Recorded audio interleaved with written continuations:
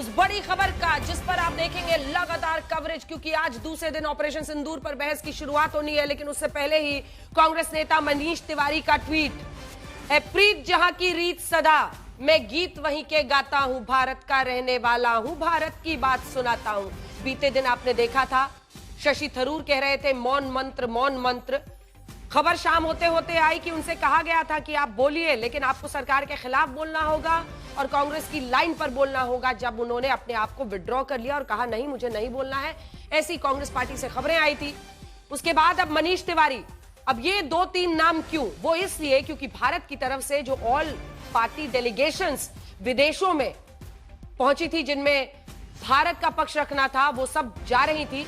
उनमें 3 नेता जो प्रमुख रूप से कांग्रेस पार्टी की तरफ से गए थे, उनमें शशि थरूर, मनीष तिवारी और सलमान खुर्शीद थे।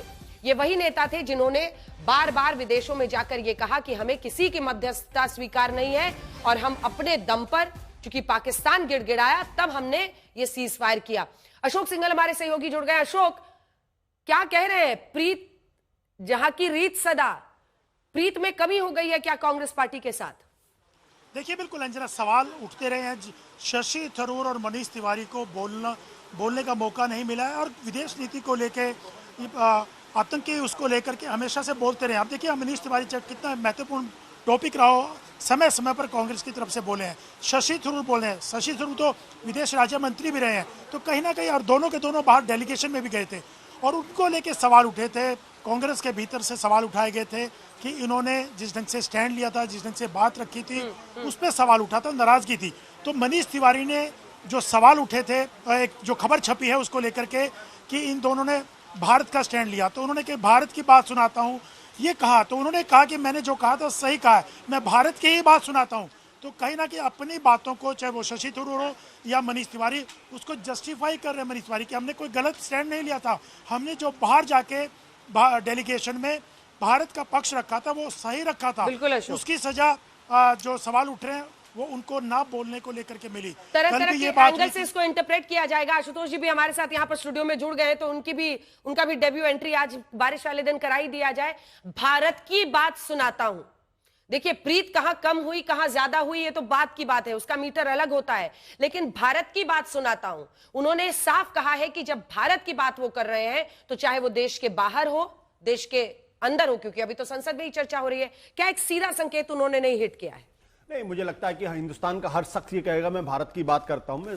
सवाल जब भारत की बात होगी, जब आपको हिंदुस्तान के बारे में बात कहना होगा, विदेशों में जाएंगे, आप डेलीगेशन को लीड करेंगे, डेलीगेशन का हिस्सा होंगे, तो वहां पर आप कांग्रेस की पॉलिटिक्स नहीं कर सकते, ना बीजेपी की पॉलिटिक्स कर सकते। आज क्यों लिखा है उन्होंने? नहीं, आज लिखने का एक मतलब तो बिल्कुल स्पष्ट है, वो साफ है कि कहीं ना कहीं उनके मन में कुछ ना कुछ तो पीड़ा है, या जो पीड़ा शशि थरूर के अंदर भी। मेरा साफ तौर माना कांग्रेस पार्टी के अंदर मनीष तिवारी, शशि थरूर जैसे लोगों को बोलने का और मौका मिलना चाहिए था। मनीष तिवारी खासतौर पर इसलिए कि मनीष तिवारी पार्टी के हमारे ख्याल से सबसे पुराने लोगों में, मैं उनको तब से जानता हूं जब एनएसवाई में थे, उसके बाद एनएसवाई के अध्यक्ष बने, फिर यूथ कांग्रेस के अध्यक्ष बने, फिर वो पीएमओ में थे मनमोहन सिंह के जमाने में। तो उनके मन में पीड़ा जरूर होगी और होनी भी चाहिए। मिनिस्टर रह चुके हैं, बहुत मजे हुए, बहुत मैच्योर लीडर के तौर पे बात भी करते हैं। सिक्योरिटी के ऊपर, डिफेंस के ऊपर उनकी पढ़ाई बहुत अच्छी है, लिखते बहुत अच्छा है, कॉलम्स भी उनके चलते हैं, तो इसलिए उनके मन में पीड़ा होगी।